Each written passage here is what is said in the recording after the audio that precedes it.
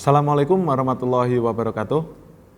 Bertemu kembali dengan saya Didik Adi Setiawan, CGP Angkatan 8 dari SMA Islam Sultan Agung II Kalinyamatan Jepara. Salam sejahtera untuk kita semua. Pada kesempatan kali ini saya akan memaparkan materi, yaitu terutama koneksi antar materi. Nah, keterkaitan antar materi ini saya lebih spesifik, yaitu pada modul 2. Di dalam modul 2 ini dibahas tentang 3 hal. Yang pertama yaitu pembelajaran untuk memenuhi kebutuhan murid dengan pembelajaran berdiferensiasi. Yang kedua yaitu pembelajaran sosial emosional atau lebih terkenal dengan PSE. Dan yang ketiga yaitu coaching untuk supervisi akademik. Keseluruhan modul 2 ini sangat terkait antara modul 1, 2, 3 yang semuanya muaranya adalah untuk kepentingan murid. Di modul 2.1 bagaimana pembelajaran di kelas, seyogyanya seorang guru harus memperhatikan akan kebutuhan belajar murid sehingga potensi murid tersentuh secara maksimal. Pembelajaran di kelas di samping mengajarkan akan pengetahuan dan keterampilan, seorang guru juga harus mengajarkan kepada mereka bagaimana menguasai akan kompetensi sosial emosional sebagaimana di modul 2.2. Sedangkan di modul 2.3 yaitu tentang coaching untuk supervisi akademik. Supervisi akademik ini dilakukan untuk pembelajaran yang berpihak pada murid. Sama, muaranya adalah berpihak pada murid. Sebagaimana tertuang dalam standar proses pada standar nasional pendidikan. Tidak ada salahnya saya ulang kembali, yaitu pada pasal 12. 1. Pelaksanaan pembelajaran sebagaimana dimaksud dalam pasal 10 ayat 2 huruf B diselenggarakan dalam suasana belajar yang A. Interaktif, inspiratif, menyenangkan, menantang, memotivasi peserta didik untuk berpartisipasi aktif, dan selanjutnya memberikan ruang yang cukup bagi prakarsa, kreativitas, kemandirian sesuai dengan kodrat, minat, dan perkembangan fisik serta psikologi peserta didik. Keterampilan coaching sangat penting dimiliki oleh seorang guru sebagai pemimpin pembelajaran, dan ke depan suatu saat ketika kita minta untuk menjadi coach dalam supervise akademik, tentunya pengalaman-pengalaman seperti ini saat masih menjadi CGP tentunya merupakan pengalaman yang sangat berharga. Nah, kita coba melihat guru penggerak itu menjalankan filosofi Ki Hajar Dewantara. Ada 3 tidak asing bagi kita, yaitu ing ngarsa Sung Tulodo, ing madya mangun karsa serta tutwuri handayani.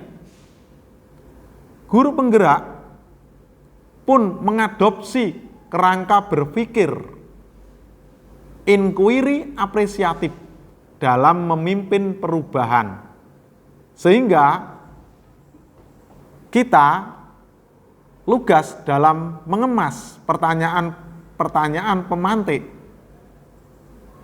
dialog yang mengungkapkan potensi, kekuatan atau aset individu maupun sekolah demi pencapaian visi bersama yang telah kita sepakati. Bagaimana keterkaitan keterampilan coaching dengan pengembangan kompetensi sebagai pemimpin pembelajaran? Para guru penggerak sebagai pemimpin pembelajaran sudah seharusnya menaruh perhatian secara penuh, sengaja pada komponen pembelajaran seperti kurikulum, intra maupun ko-kurikulum. Proses belajar mengajar reflektif, asesmen yang otentik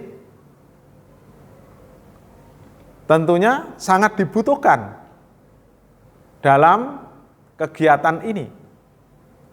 Pengembangan guru, pemberdayaan, dan pelibatan komunitas yang kesemua mendorong terwujudnya well-being dalam ekosistem pendidikan di sekolah yang terkait dengan kondisi yang berpihak pada murid. Apakah kondisi tersebut sudah membuat murid nyaman untuk belajar? Nah, pertanyaan-pertanyaan ini perlu kita jawab. Apakah sudah sesuai dengan kebutuhan murid? Apakah lingkungan belajar di sekolah sudah memungkinkan anak untuk mendapatkan manfaat secara maksimal dari belajar? Guru penggerak tentunya berperan besar dalam membuat lingkungan sekolah yang aman, nyaman, menyenangkan, namun tetap menantang dan relevan untuk para muridnya. Para pemirsa yang budiman, guru penggerak diharapkan mampu berperan sebagai pemimpin yang berorientasi pada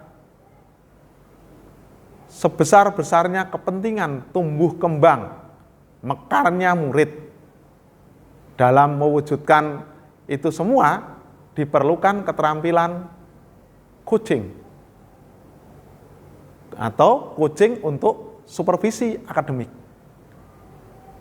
Coaching untuk supervisi akademik memberikan ruang bagi kita untuk berlatih, membangun komunikasi yang empatik dan memberdayakan sebagai pemimpin pembelajaran. Maksudnya mampu memberdayakan semua yang ada karena dia adalah seorang pemimpin pembelajaran. Perubahan strategis yang dijalankan oleh pemerintah, yaitu sejalan dengan semangat Merdeka Belajar yang sekarang kita laksanakan ini, untuk meningkatkan kualitas kurikulum yang di dalamnya itu ada standar isi, standar proses, dan standar penilaian yang bermakna dan berkualitas sumber daya guru dan tenaga kependidikan dalam mewujudkan pendidikan yang berpihak pada murid, pada satuan pendidikan di sekolah maupun di daerah kita masing-masing. Baik para pemirsa yang budiman, apa sih tujuan dari supervisi akademik itu? Ada beberapa tujuan supervisi akademik. Minimal kita harus memahami dua macam tujuan ini. Yang pertama adalah memastikan pembelajaran yang berpihak pada murid yaitu pembelajaran yang mampu diselenggarakan dalam suasana belajar yang interaktif, inspiratif, menyenangkan, menantang, memotivasi, serta untuk berpartisipasi aktif. Peserta didik ini diharapkan berpartisipasi aktif dan memberikan ruang yang cukup bagi prakarsa, kreativitas, kemandirian sesuai dengan bakat, minat, dan perkembangan fisik, serta psikologi dari peserta didik. Yang kedua, tujuan supervisi akademik yaitu pengembangan kompetensi yang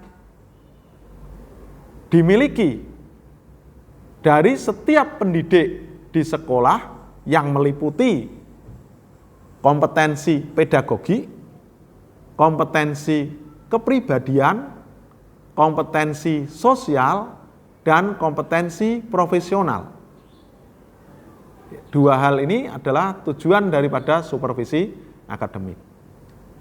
Sekarang, permisa yang budiman, mari kita lihat atau kita cermati bersama manfaat daripada supervisi akademik. Nah, ini supervisi akademik lebih khusus, ya. Supervisi akademik yang dilakukan oleh kepala sekolah memiliki manfaat, yaitu rangkaian supervisi akademik ini digunakan oleh kepala sekolah untuk mendorong ruang perbaikan dan pengembangan diri guru di sekolahnya. Kepala sekolah yang bagaimana? Seperti apa yang dapat mendorong seorang guru sebagai warga sekolah untuk selalu mengembangkan potensi diri dan senantiasa memiliki growth mindset serta kepribadian pada murid, yaitu kepala sekolah yang dapat mengidentifikasi kebutuhan pengembangan kompetensi diri dan orang lain dengan menggunakan pendekatan yang sesuai dengan kebutuhan tersebut, yaitu pendekatan dengan paradigma berpikir yang memberdayakan untuk pengembangan diri yang dapat berjalan secara berkelanjutan dan terarah yang disebut dengan coaching. Sebagaimana dalam materi guru penggerak, Whitmore mengungkapkan bahwa coaching adalah kunci pembuka potensi seorang atau seseorang untuk memaksimalkan kinerjanya. Apa sih makna coaching secara umum? Makna coaching secara umum ada beberapa, yaitu ada 3. Coba kita melihatnya.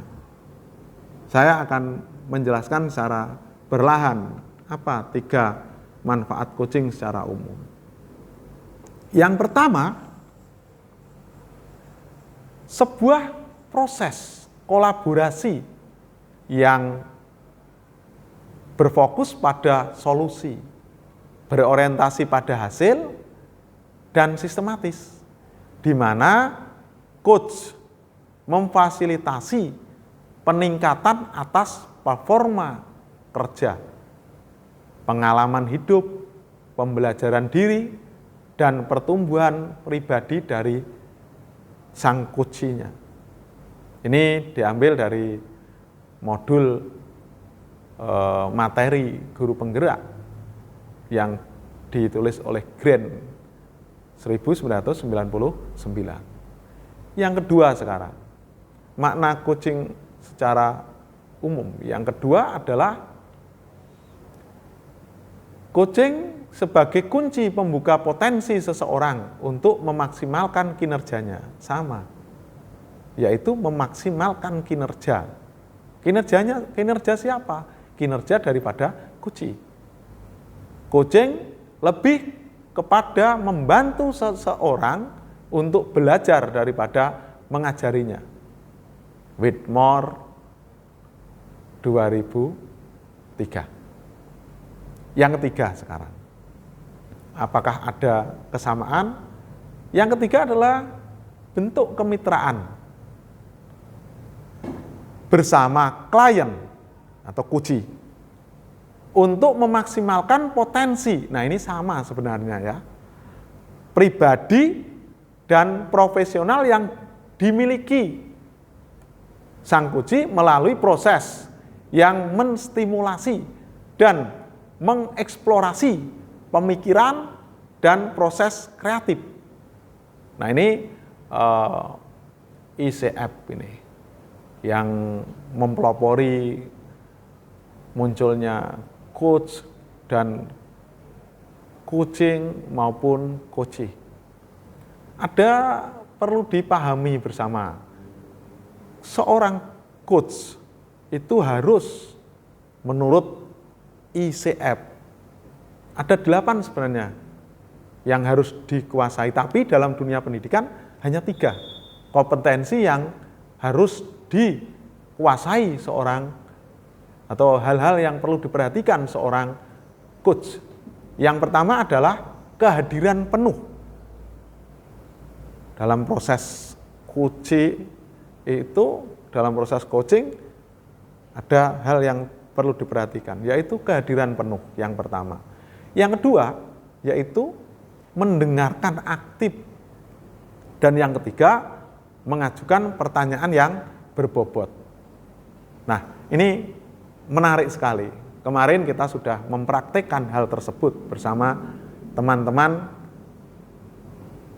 CGP di Angkatan 8. Saya lanjutkan.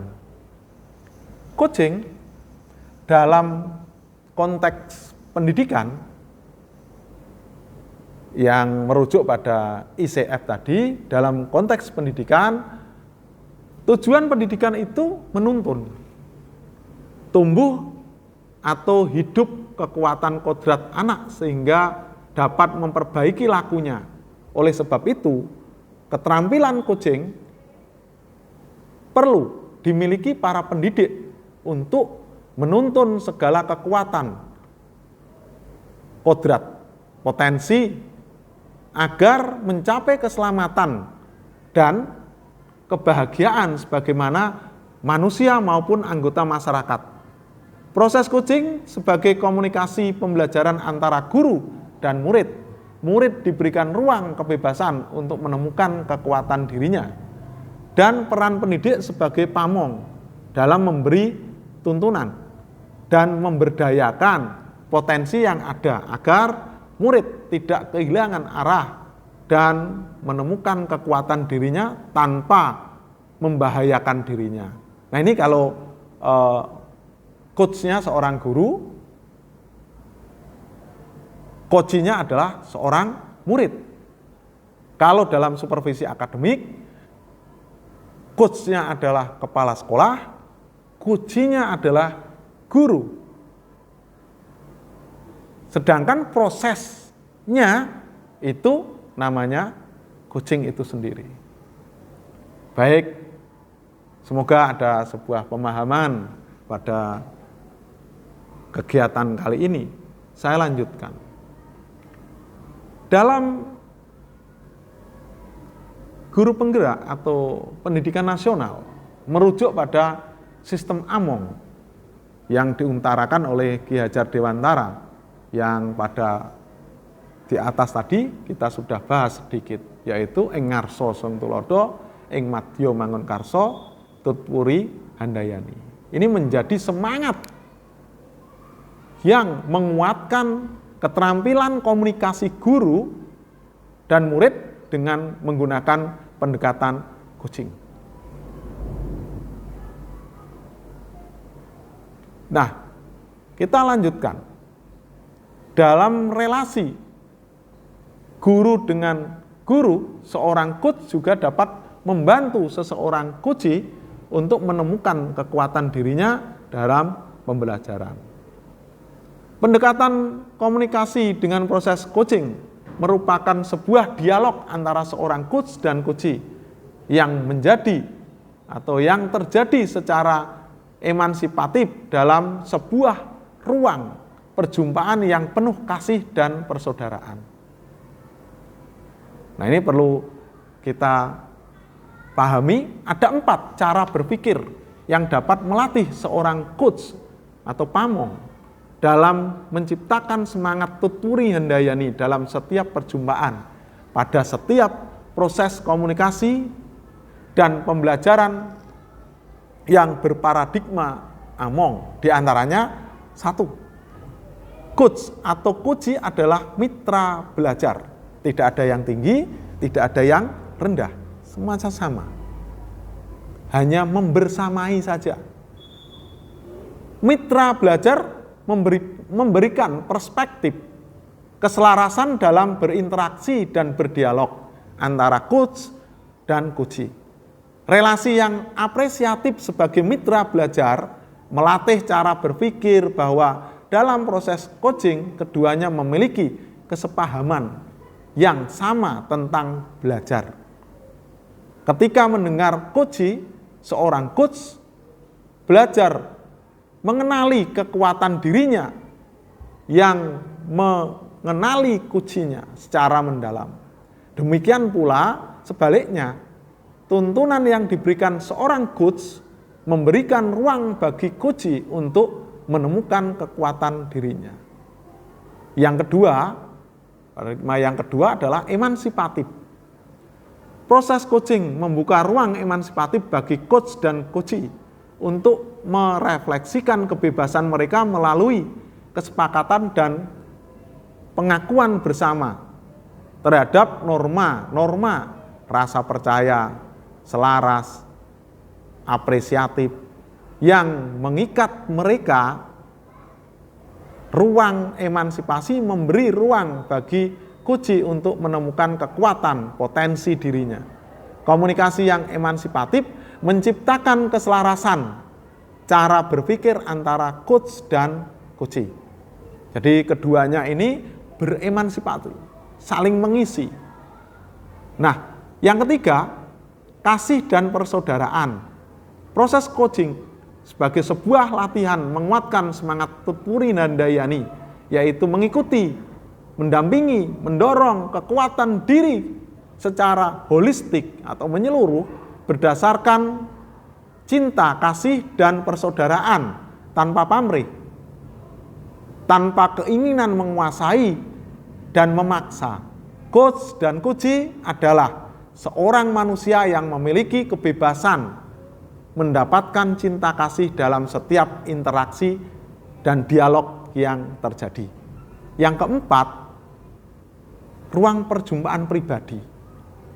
Proses coaching merupakan sebuah ruang perjumpaan pribadi antara coach dan coachee, sehingga keduanya membangun rasa percaya dalam kebebasan masing-masing. Kebebasan tercipta melalui pertanyaan-pertanyaan reflektif untuk menguatkan kekuatan diri si coachee.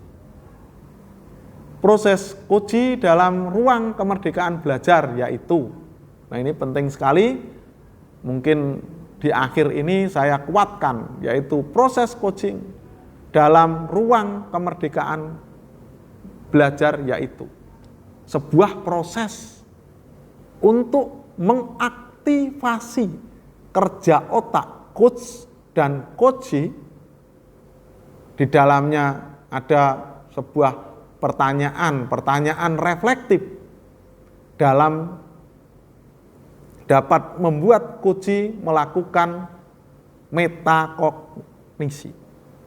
Pertanyaan dalam proses coaching juga mendorong seorang coachee berpikir secara kritis dan mendalam, yang bermuara pada coachee yang dapat menemukan kekuatan diri dan potensinya. Nah, ini proses coaching dalam ruang kemerdekaan belajar. Tentunya ada sebuah catatan kecil yang tidak lupa saya selipkan pada kesempatan kali ini, yaitu dalam proses kegiatan coaching, seorang coach dan coach, terutama coach, ini harus berlandaskan pada alur tirta. Apa secara singkat alur tirta itu? Alur tirta adalah T-nya adalah tujuan, I-nya adalah identifikasi, R-nya adalah rencana aksi, dan TA-nya adalah tanggung jawab. Nah, dalam proses coaching, seorang coach harus menggunakan alur tirta. Supaya apa? Supaya kegiatan itu berjalan dengan baik dan mampu membersamai coach ke arah yang ia cita-citakan. Kiranya itu saja dari saya. Saya ucapkan banyak terima kasih kepada pemirsa. Kalau ada hal-hal yang kurang pas, bisa memberikan komentar pada channel YouTube yang saya gunakan. Tidak lain tidak bukan, hanya untuk kemajuan pendidikan di Nusantara ini. Secara khusus lagi adalah membersamai anak-anak kita supaya kodrat yang dimiliki mampu teraktualisasi dengan sebaik-baiknya. Akhirul kalam, wabillahi taufik wal hidayah, wa minal rasul safa'ah wa tarbiyah, wa minal ghauzi adal zaman anadrah barokah wal karumah. Wassalamualaikum warahmatullahi wabarakatuh. Salam guru penggerak.